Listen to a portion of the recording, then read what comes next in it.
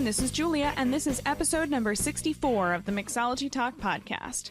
About a month ago, we were talking about some maybe awkward habits that you may get if you've been working behind the bar too long. Well, this one's also for you hospitality folks. This week, we're going to be talking about some of those crazy freak things that will eventually happen to you if you work behind the bar. So go grab your first aid kit. You might just need it. And we'll see you on the other side. So if you've been in the hospitality business for a good amount of time, you're going to see some really weird things. I mean, some pretty strange stuff that you don't see in a normal day-to-day life. And a lot of blood. Yeah, it could actually happen. It's happened to me quite a few times. Those two are not mutually exclusive, of course. The weird things may include blood. Right. But there's a lot of other socially awkward stuff that happens. I mean, you're going to see all spectrums of humanity when you're in the hospitality business for a long time. Which is why you're all saints. Seriously. So that's what we're going to be talking about today. Just some outlier stuff that doesn't normally happen in your day-to-day life. Okay, so when we talk about this topic, the first thing that comes to mind is, this is kind of morbid, but like cutting yourself. I mean, it seems like you were always coming home with like A, a bag full of those weird finger condom things, B, Band-Aids all over you, and C, like, you know, letters from the ER. Right. Every once in a while, I'd call Julia up. She worked 9 to 5. I worked the daytime bar shift. I would just call her up like, hey, how's it going? She's like, oh, not much. Just got out of a meeting. What are you doing? I'm like, oh, walking to the ER. Yeah, this is the one time he actually called me. 3 other times he didn't call, and we had a conversation. Right, but it happens. It happens. It happens. And when you're working around glass, I mean, we've covered this in a lot of different podcast episodes. Things are going to break. Right, and things that you don't think are going to break actually break on you in the weirdest ways. So the first one that I thought of was pint glasses. It's really crazy, but when they come out of the heater, if they're not the right dishwasher? type... No, yeah, the dishwasher, sorry. If they come out of the dishwasher, they don't have proper time to cool, and they're not the right type of glass, when you're pouring a beer into them, the bottom of them can actually drop right out of the glass. Actually, this happening in a restaurant at the table next to us is literally the reason we thought of making this podcast episode. We were just sitting there in a restaurant, and Chris was not even looking at me. He was staring off in the distance. Finally, I turned and looked around, and the table behind us was absolutely covered in beer. Yeah, and this was the reason of it. The pint glass, just the bottom of it, like the last inch of it fell out. It just like disconnected and splash right in the waiter's hand. And Julia looked at me like, "Does that happen all the time?" I'm like, "Not all the time, but it will happen." But it happens. So speaking of exploding, this can happen as well. From time to time, your beer taps will actually explode when you're pouring them. That sounds like a liability. Yeah, and it's usually a couple things will happen, either when you're at the end of a keg or when you put a new keg on. And it's like this little pocket of air that travels through the line, and it pushes all the beer out and just kind of explodes a beer while you're pouring it. Is it something that's like poor training on the part of the person who's setting it up, or on the part of the bartender? You're not going to admit if it's poor training on the part of the bartender, no, are you? It's going to be actually it's something that happens. Like, imagine that you have a warm keg of beer, you put it in a cooler, it's not quite cold, but when it goes through the lines, it's going to try and get cold. So during that process, it will try to expand itself, and that's where a lot of the air comes from. Huh. Yeah, and all kinds of other reasons. I'm sure there are people much more knowledgeable about this than I am. So speaking of which, knowledgeable people, let us know. Is it really Chris's fault that things are exploding in customers' faces? Yeah, I want to so. know. I think this is good collateral for me in general. So let us know. Mixologytalk.com/ what is this? Episode 64. Yeah. Mixologytalk.com /64. So, but it will happen. It's not a matter of skill. Nope. None. Okay, so you got a beer glass half full, you're filling it with beer, and then just boom, you're just covered in beer. Yeah, usually yourself and the person sitting directly in front of the beer taps.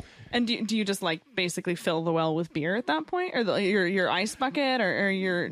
It's kind of hard because you can't really do much about it in my experience. So you just burn your ice. You just turn that tap off. Whatever is on that tap, you stop pouring it. Oh, got it. Yeah. Otherwise, future explosions. It's just going to keep exploding, and yeah. But so does it just need to settle? It needs to settle. It needs to cool and be chill down a little bit. Needs to go sit in the corner and think about what it did. It did. Yeah, it does. Chill out, beer. Stop it. Okay. This is why we don't have nice things. This is why we can't have nice things. Speaking of nice things, this is my turn. One of my favorites is exploding sparkling wine corks. I am particularly skilled at exploding wine corks. I don't know why I inherited this skill. It's something I'm not proud of. But yeah, just definitely seems to happen to me with a strong frequency. So we're talking about sparkling wine, right? Sparkling wine. Yeah. Not all wine corks. That would be really unfortunate. Does that happen? Oh my God, Sauvignon Blanc and exploded everywhere. Covered in Cab Sav. But this actually has happened to me a couple of times. You're just pouring Cabernet Sauvignon. It just explodes everywhere. Damn you.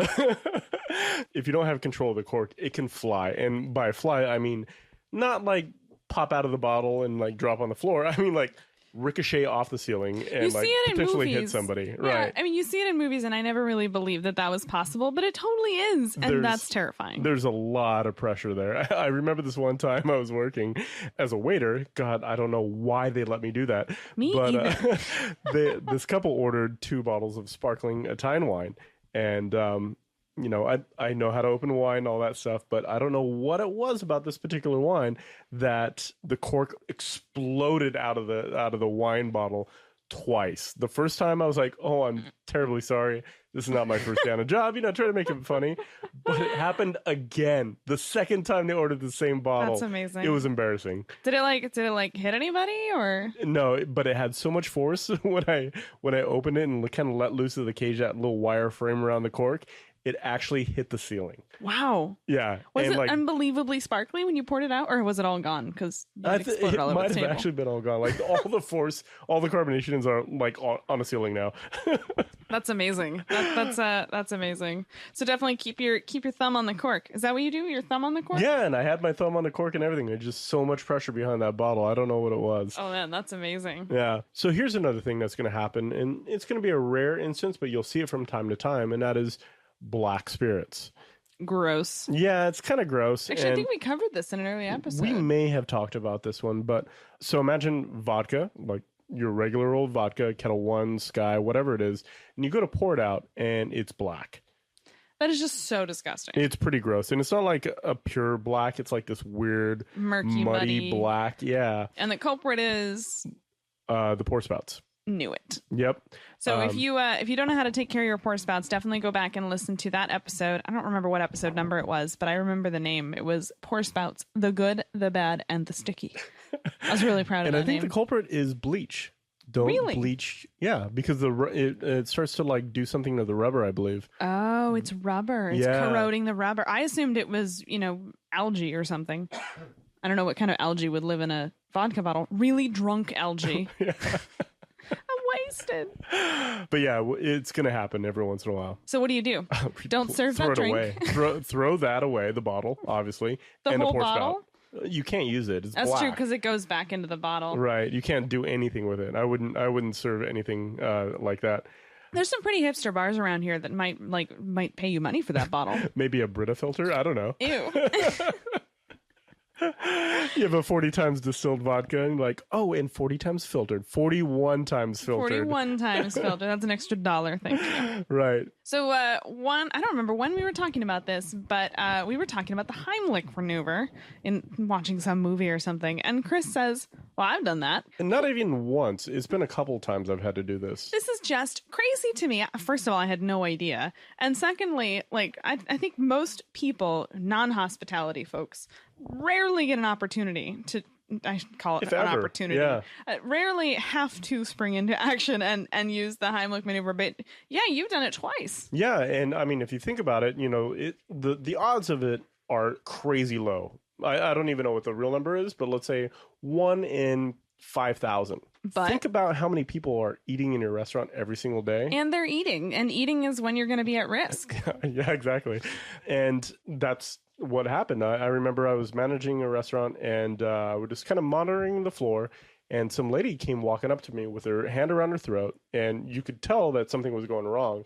And I just, asked her, is there anything I can do to help you? And she couldn't speak. So what she did is she grabbed my arms, put them up, and she was facing me at this time, turned around and maneuvered herself into my stomach. So she basically put herself into the Heimlich position as a hint. Exactly. And then basically and you're like, whoa, lady, get off wrap me. my arms around her sternum. That's so crazy. Telling me that I need the Heimlich maneuver. We as an industry need a hand signal.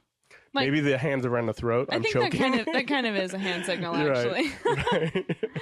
That's incredible. But I think it just goes to show, though, if you were a manager, right? Yeah, I was a manager at the time. I think if you're going to be in a management position, you should really know the Heimlich. I don't know the Heimlich. Yeah, I think it's just a good thing to know. Like I said, the odds are really low, but the frequency in which we see people eating, it probably will happen if you're in this industry for a while. The odds of getting hit by lightning are really low, but if your job is to hang out in big wide open spaces during thunderstorms, eventually you're going to see some crazy stuff. You're going to get hit by lightning.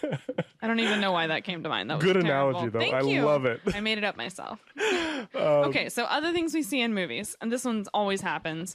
The waiter trips and the entire tray of either fancy food or wine or whatever just spills all over somebody. Does this really happen? Yeah, it will happen, especially if you're in a scenario where you do tray service with drinks. That just seems like a bad idea to me. You know what? But how else are you going to shuttle around 8 drinks at once? That's true. So what usually is the culprit? Hats. That's true. Like those beer hats. Beer hats? I think we're onto something. I think so. I think this might be it.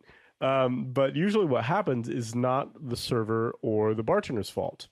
What usually happens is a customer will make a gesture or they'll get up, and when they get up, their shoulder hits the tray. Because they don't realize that somebody's walking behind them. Right, exactly.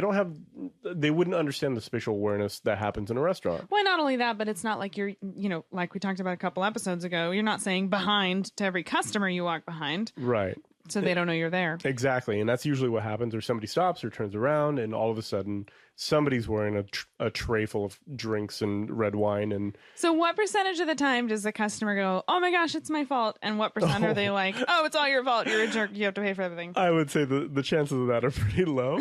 But they all want free food. Yeah, I don't know. I think if people are probably, people are usually really good about it.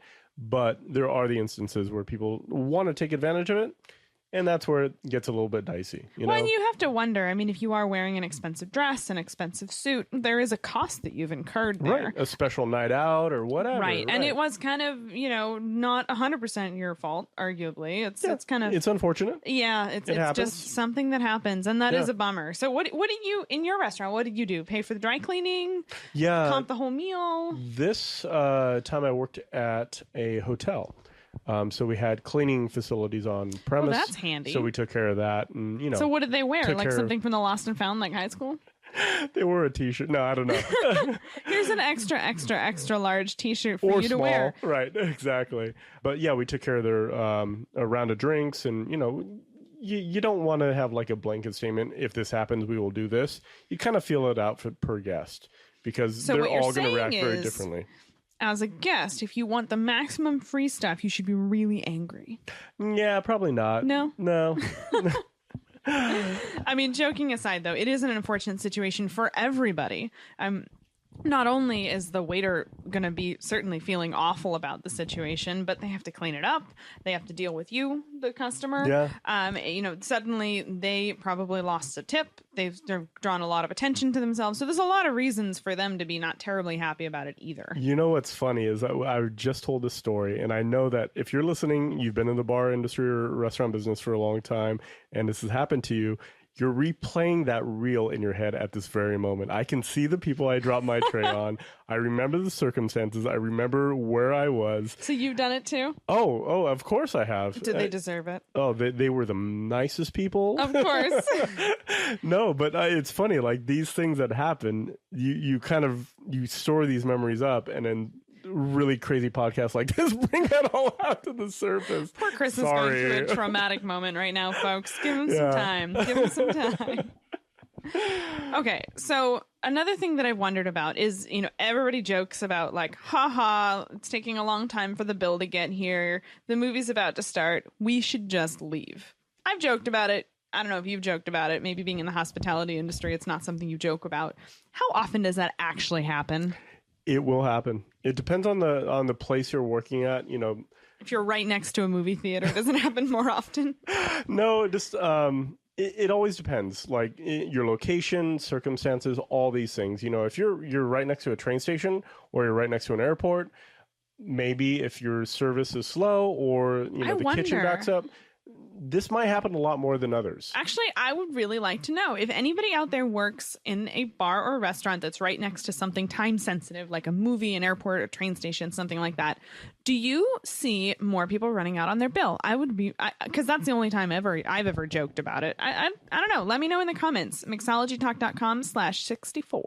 For me, I usually worked in fine dining, so that didn't happen very often. It's really hard to run in high heels. So it really is. I mean, makes it hard. But I took them off and I got the guy. How did I not see that coming?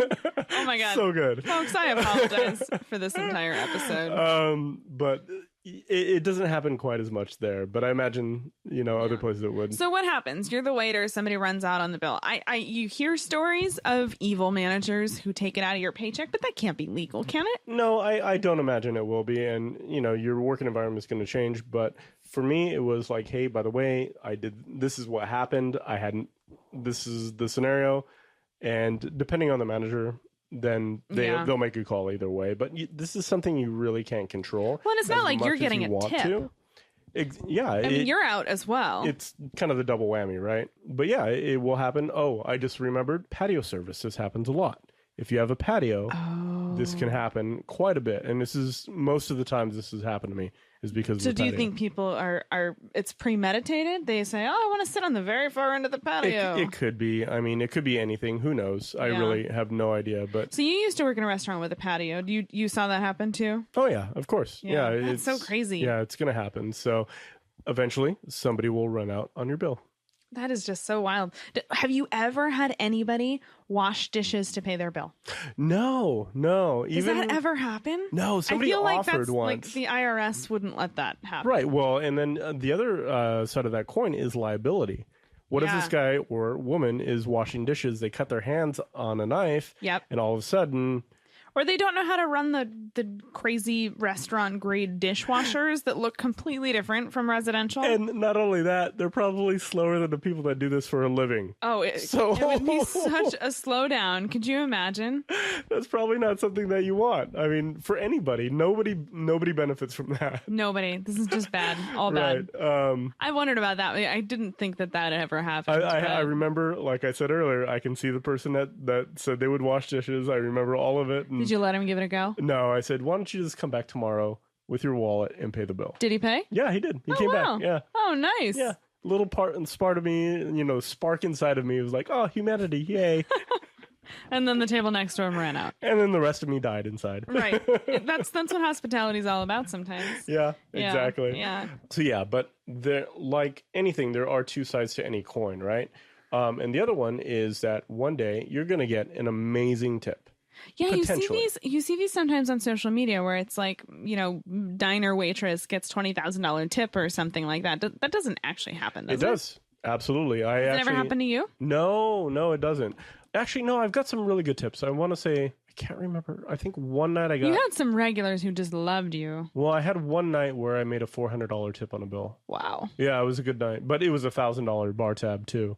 Still, though. That's it was 40%. Good. Yeah, I was pretty happy with that one. But... I heard the story that there's some rich guy in San Francisco. He owns Twitter or something. I don't know. I made that up. It's some startup founder who travels a lot and just wanders around going to different restaurants and tipping disgusting amounts of money. A ridiculous amount of money. I say disgusting, but it's awesome. It's like $100, tab and he'll tip $1,000 or something like that. It's crazy.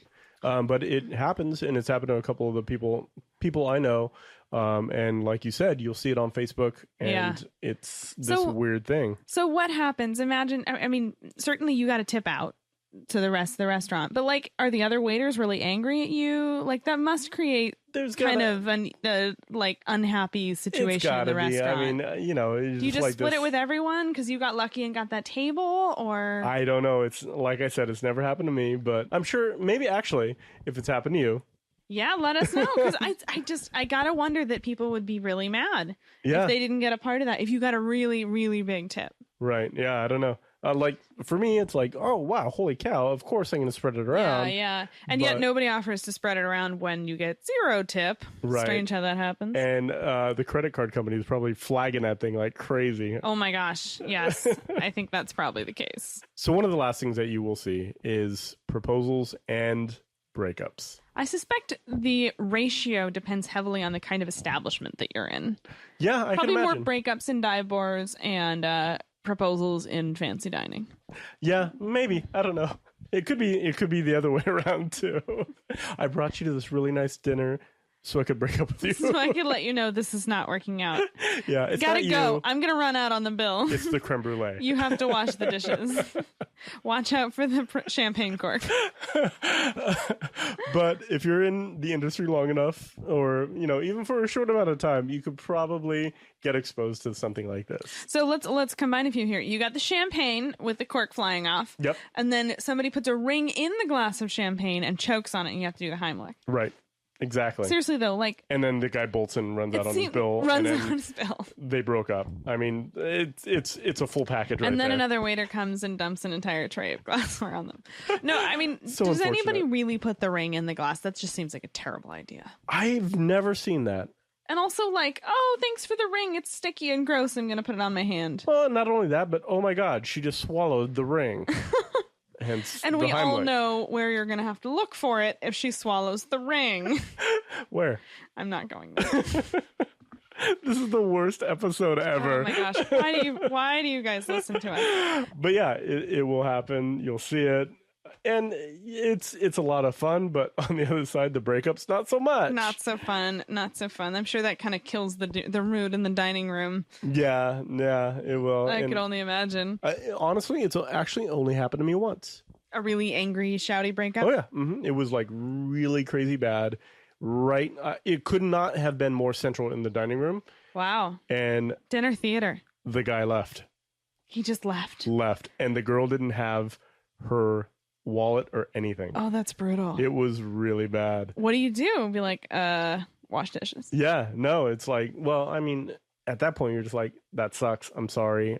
Yeah. We'll comp your meal. That I apologize. You're kind of stuck. You can't really apologize. They probably loudly break up every night in different restaurants all across San Francisco. Oh, we should totally do that. We should do that. No, I don't think I could do that. I couldn't even fake it. I couldn't fake it. Oh man. All right. That's our list. I would love to hear what we have missed. We had some amazing comments at the end of the podcast about awkward hospitality habits, and I want to hear your stories here. I'm sure that we've missed some things. I know Kristen's experience is a little bit leaning towards higher end restaurants, so there's got to be some good stuff that happens in different kinds of bars. I just thought of another one. Oh no! And I'm gonna have to make this for another podcast, but it is literally the most crazy experience I've ever had in a restaurant, and it will go. I will remember this moment for the rest of my life. And you're not gonna tell me what it is? Well, I mean, we're already at like 25 minutes now. Oh this my story gosh. will literally take 45 minutes. Okay, everyone. Next up on the Mixology Talk podcast. Oh, I don't know about next up. This one might be like a two-parter. Coming soon on the Mixology Talk podcast, Chris is going to tell me this amazing story. I'm really curious. I genuinely don't know what he's talking about right now. Yeah, it's. I've never heard of anything like this before. So, all right, folks. We'll share that in the future. Let us know your stories over at mixologytalk.com/64, and we will see you in a couple weeks. Cheers, everyone. Cheers. Well, last time you were being awkward in a grocery store, so... Well, it was in a different country, so the rules don't apply there. Like that one time. Why does anybody listen to this? Let us know in your comments at mixologytalk.com/WTF. Never miss an episode by subscribing in iTunes or YouTube. And as always, check out the show notes by clicking on the right.